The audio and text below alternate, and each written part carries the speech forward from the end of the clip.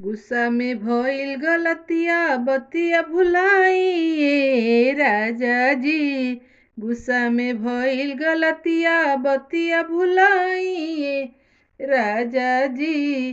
त ऐसे बोतल जस मुहवा ना फुलाइए राजा जी। त ऐसे बोतल जस मुहवा ना फुलाइए राजा जी।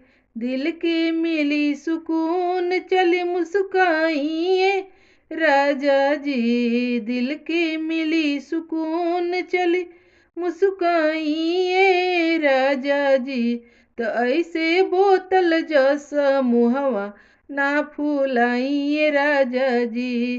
तो ऐसे बोतल जस मुहवा ना फुलाइए राजा जी। गुस्सा में भइल गलतिया बतिया भुलाइए राजा जी। गुस्सा में भइल गलतिया बतिया भुलाइए राजा जी। ऐसे बोतल जस मुहवा ना फुलाइए राजा जी।